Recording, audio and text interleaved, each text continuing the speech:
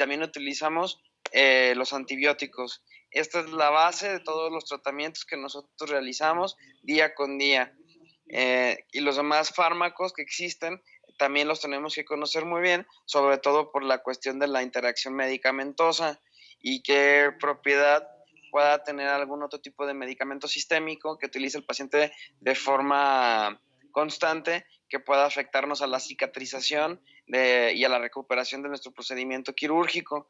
Pero los medicamentos que nosotros recetamos siempre van a ser los antibióticos, los analgésicos y los antisépticos, que es la base de nuestras recetas. Entonces, hablamos de AINES, que decimos que son analgésicos antiinflamatorios no esteroideos. Estos analgésicos tienen, tienen diferentes propiedades que ya ustedes conocen muy bien, que son propiedades antiinflamatorias, propiedades antipiréticas y propiedades analgésicas.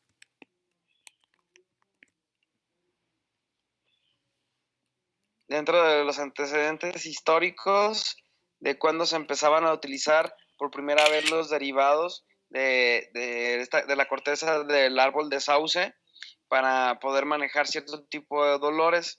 Entonces nosotros sabemos que, por ejemplo, la aspirina, que es un antiinflamatorio no esteroideo, tiene su origen en la corteza del sauce. Entonces, antes no se llamaba obviamente aspirina, pero ya conocían en el siglo XVIII, en la época de los años de 1700, pues ya conocían que esta corteza tenía propiedades analgésicas y por eso ya las empezaban a utilizar. Pero ya no fue hasta que aislaron el ingrediente activo de esta corteza, que es la salicina. Entonces la salicina, sí ya es el concentrado específico que nos ayuda a controlar el dolor, que ya se empezó a utilizar de forma más frecuente ya en el siglo pasado. Entonces, en la época de 1875 ya se empezaban a identificar efectos úricos-úricos. ¿Sí se acuerdan cuál es este efecto? El efecto úrico-úrico que tiene, por ejemplo, la aspirina.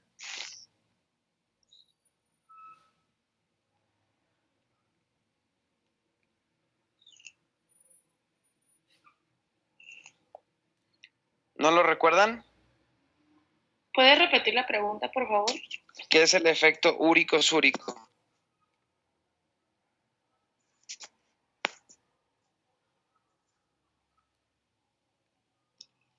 Tiene relación con el ácido úrico, ¿no, doctor? Ajá. Por ejemplo, hay pacientes... Ajá, dime, doc. Según yo es cuando no hay tanta retención del ácido úrico. O sea, porque ya ve que se pueden almacenar como en las articulaciones y así. Ajá. Según yo es que, o sea, lo liberan, pero no sé si estoy equivocado.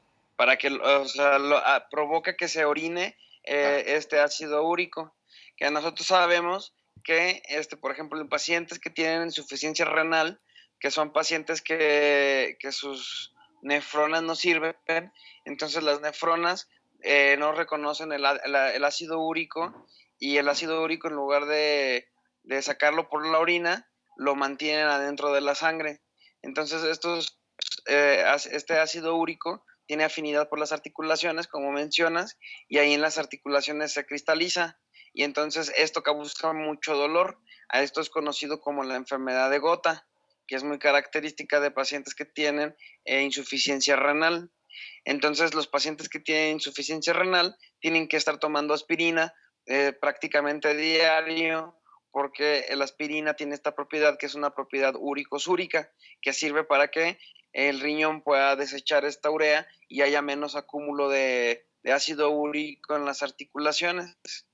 Que sabemos que el ácido úrico es un desecho que viaja en la sangre, producto del catabolismo de las proteínas. Entonces, la gente que come mucha carne son las personas que tienen más probabilidad de tener una alta cantidad de urea dentro de la sangre o de ácido úrico.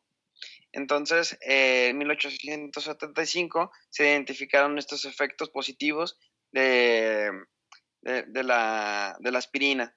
Entonces, este Felix Hoffmann fue un farmacéutico alemán que preparó por primera vez el ácido acetilsalicílico ya como tal, sin impurezas, en el año 1897. Entonces, realmente tiene muy poco tiempo que existen los analgésicos como tal, como hoy los conocemos en la historia de la humanidad, porque apenas acaba de cumplir 120 años, de que 120, 125 años de que se están utilizando. Entonces es muy probable que a nuestros tatarabuelos no les haya tocado ningún tipo de analgésico, ni tampoco ningún tipo de anestésico, ni tampoco ningún tipo de antibiótico. Por eso la morbilidad para antes de los años de 1900 la mortalidad era altísima. La cantidad de gente que se moría por infecciones era muy alta y muy frecuente porque no existían estos tipos de medicamentos que vinieron a revolucionar la calidad de vida del humano.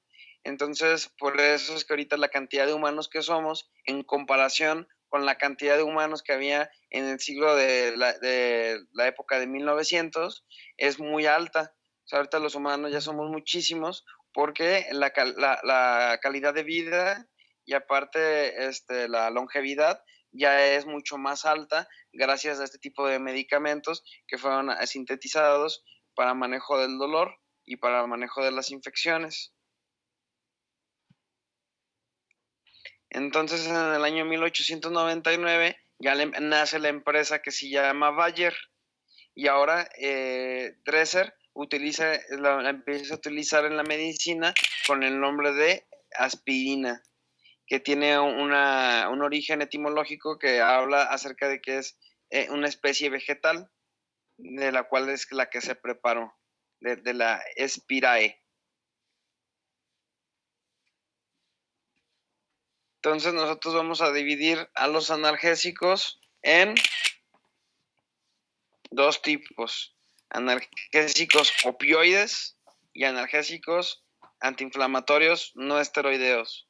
Analgésicos opioides son adictivos y en Estados Unidos he visto que tienen muchos problemas con este tipo de analgésicos porque como son derivados del opio, también producen sensaciones placenteras, como por ejemplo la heroína, que también es un tipo de analgésico opioide, o nosotros que en quirófano utilizamos el fentanil, que el fentanil es 100 veces más poderoso que la heroína y este es muy, muy adictivo. Estos opioides se utilizan bastante en el área de quirófano. Si nosotros vamos a meter a cirugía a un paciente que necesita un procedimiento quirúrgico muy, muy invasivo, por ejemplo, una cirugía ortognática, cuando el paciente está dormido y está bajo los efectos de la anestesia ventilatoria o por medio de gas, también se le pasan este tipo de analgésicos por vía intravenosa, se les pasa el fentanil. Y entonces el fentanil es un analgésico de los más potentes, es incluso más potente que la morfina. Entonces es muy efectivo cuando estamos haciendo este tipo de cirugías para que el paciente cuando se despierte no tenga tanto dolor y ni tampoco durante la cirugía. Entonces, por ejemplo, los anestesiólogos, muchas veces ellos están muy expuestos al uso de este tipo de analgésicos opioides.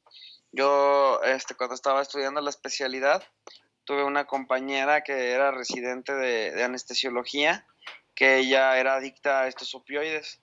Entonces ella guardaba todos los restos que quedaban de este medicamento que ella utilizaba entre semana con sus pacientes y después los utilizaba de forma recreativa cuando ya estaba ella sola.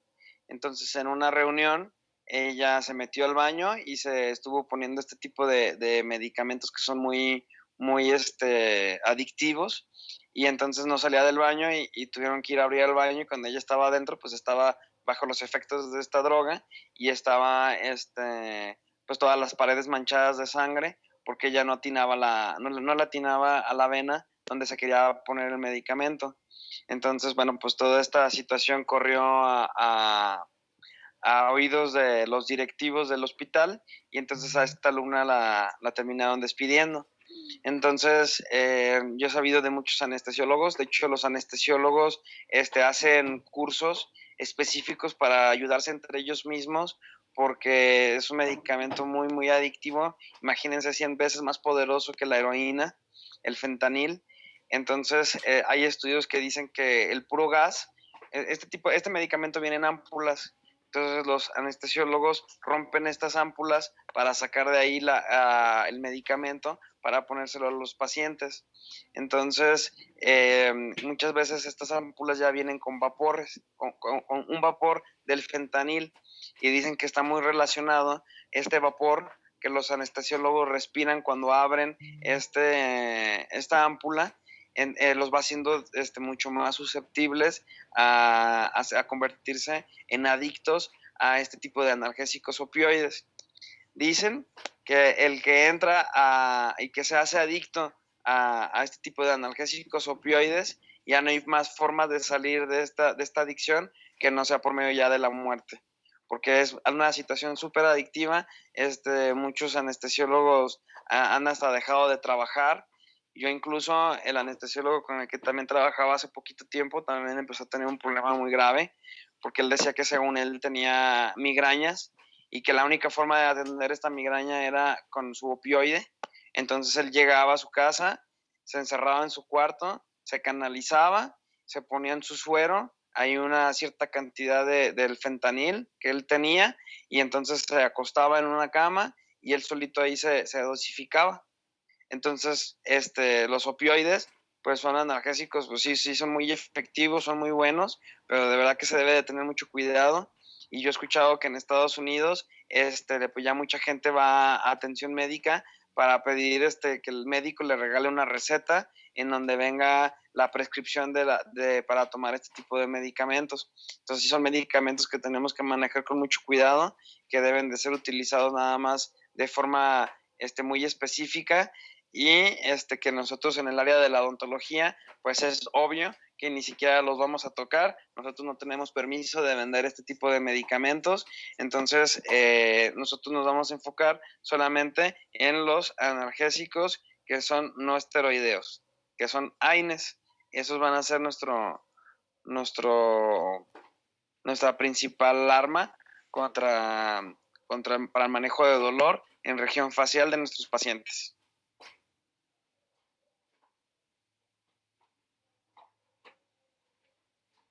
Entonces, por favor, anoten esta diapositiva.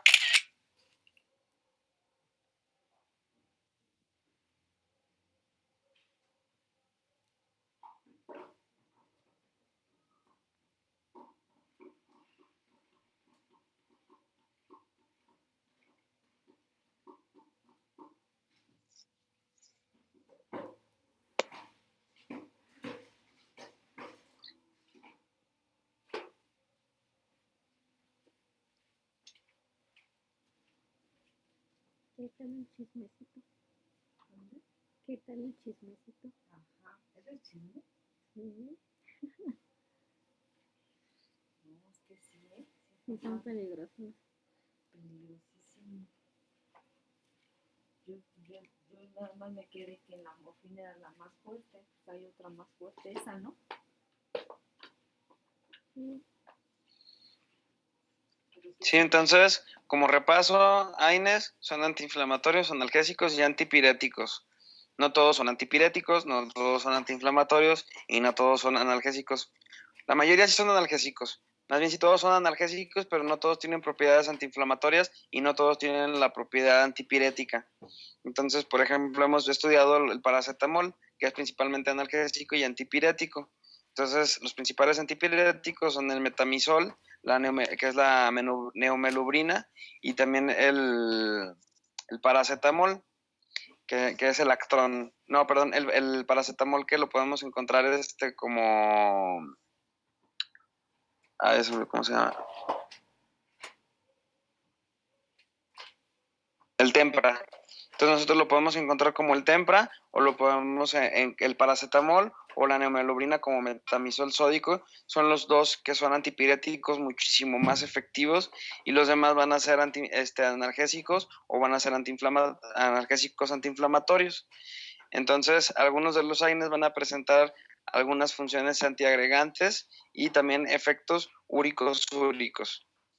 Entonces, hasta aquí vamos a dejar la clase. No sé si alguien tenga alguna duda, alguna pregunta, comentarios. No, doctor, ninguna. Bueno, entonces nos vemos mañana. Que estén muy bien. Gracias, igualmente.